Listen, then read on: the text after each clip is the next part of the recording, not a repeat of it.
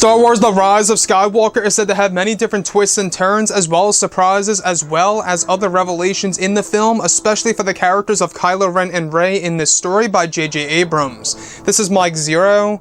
If you guys are new to the channel, do make sure to subscribe to see future Star Wars content. Now, one element of Episode 9 that a lot of people are really curious about is, of course, exactly how J.J. Abrams is going to utilize the character of Kylo Ren and exactly how the character of Darth Vader will loom in the background in order to evolve the character of Kylo Ren from start to finish of this story. Now, these past couple of weeks or so, we've been learning a whole lot more about this film, and when it all comes down to one of the concept art descriptions, this is where things begin to get very exciting for Episode 9. Now, specifically, a description of course, one of the sequences during the first act of the film, on board of Kylo Ren's new First Order destroyer that is called the First Order Ravager.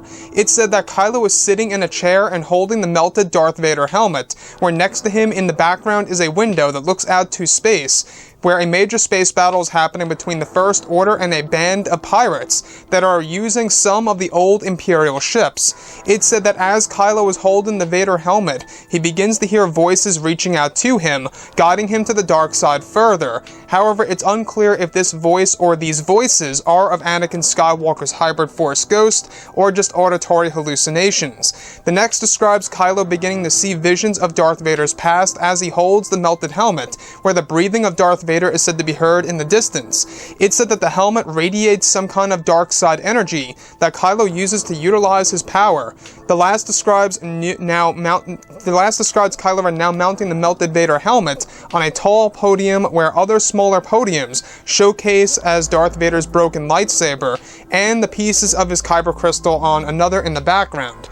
So I want to go over a couple of parts about this, obviously, because whenever it comes to Darth Vader as a character, that's where things begin to get very intriguing to me for Star Wars Episode 9. And after all, we do know that J.J. Abrams is using Vader as a looming figurative ghost. Not a literal ghost, but a figurative ghost, at least in the first act of the film, where eventually it will be in the form of a hybrid Force ghost, which is said to be a mixture between both Vader and Anakin.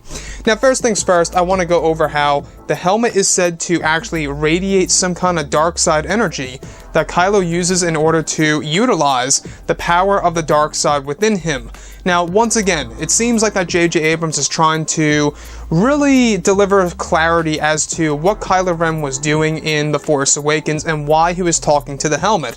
I want to go over the voice. Now, these voice or voices that are reaching out to Kylo Ren as he holds this helmet are actually said to be unclear on whether or not it's Darth Vader or not, or the hybrid Force ghost of Vader / Anakin.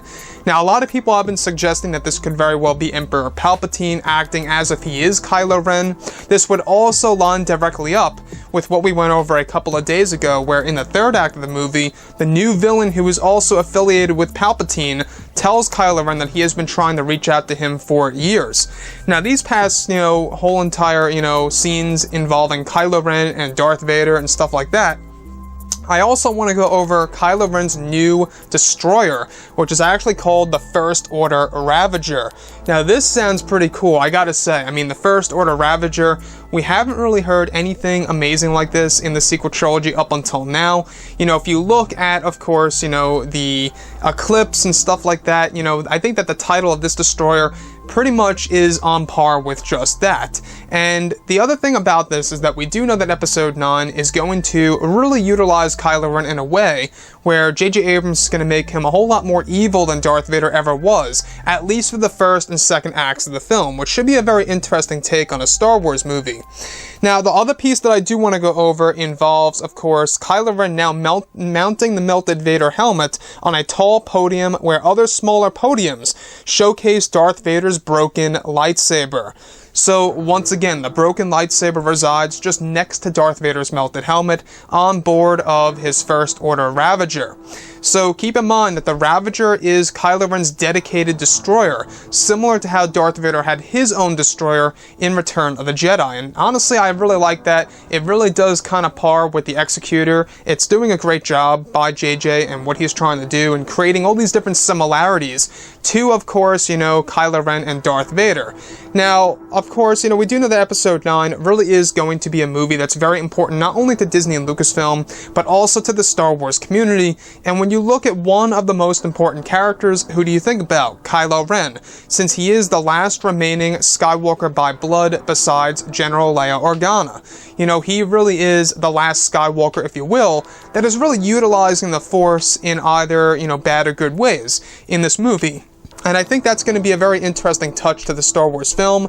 And we also know that this title, the title of Episode 9, has more than 3 different meanings in the movie. And a lot of people are thinking that the Rise of Skywalker could very well have something to do with Ben Solo accepting his family, accepting where he comes from.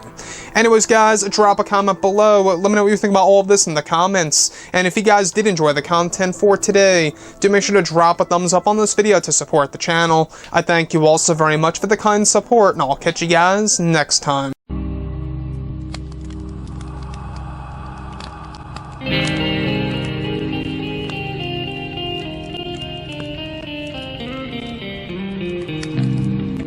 in hand, we are alone again. No, I'm not the one. From night to moon, we hear their moans again. No.